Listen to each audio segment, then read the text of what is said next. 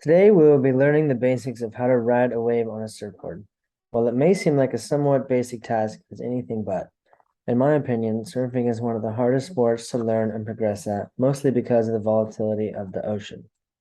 Shown here is the greatest surfer of all time, Kelly Slater, surfing the most dangerous wave in the world, Bonsai Pipeline on the North Shore of Oahu. We will not be learning how to do this today, as it is very dangerous for beginners. First of all, it is beneficial to be comfortable in the ocean before you try to stand up on a surfboard. For this reason, I might recommend trying to catch a wave on a boogie board first, as it is much more elementary. Once you feel comfortable in the ocean, you're ready to surf. Grab your board and start paddling out through the waves, making sure to keep the board facing perpendicular to the waves. In this step, it is important to be aware of your surroundings. You don't want to ditch your board and end up hurting someone behind you. When you get out far enough, it's time to begin looking for the wave that you want to catch. This can be fairly difficult as it takes quite a bit of experience to learn how to read the waves accurately. This can also be done on a boogie board before attempting to surf. When you think you see a wave that you want to catch, turn around and start paddling toward the beach, making sure to keep an eye on the waves so you can see if you're in the right spot. If you're too far out, then you're going to have to paddle extra hard to catch the wave. If you're too far in, then the wave's going to break on you, which makes it extremely difficult to stand up.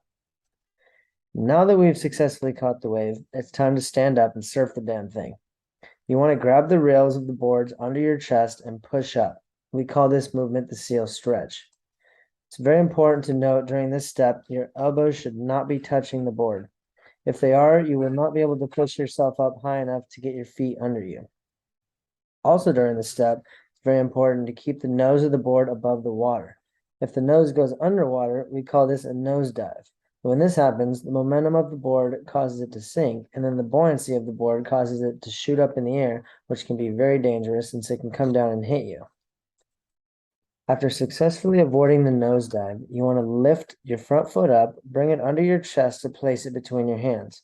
It is really important to place your foot in the middle of the surfboard in order to maintain your balance. If you place it towards one of the rails, your weight will be unevenly distributed and you will most likely fall. With your front foot in place, now it's time to stand up.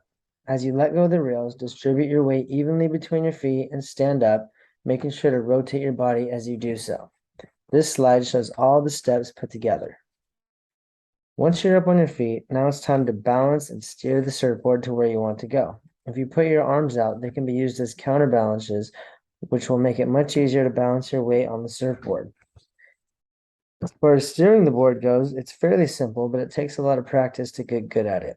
As you may have guessed, the board can be steered by leaning on either your toes or your heels, depending on which way you'd like to go. It also helps to shift your weight onto your back foot, which allows the board to pivot off your back foot and can help the board turn more sharply.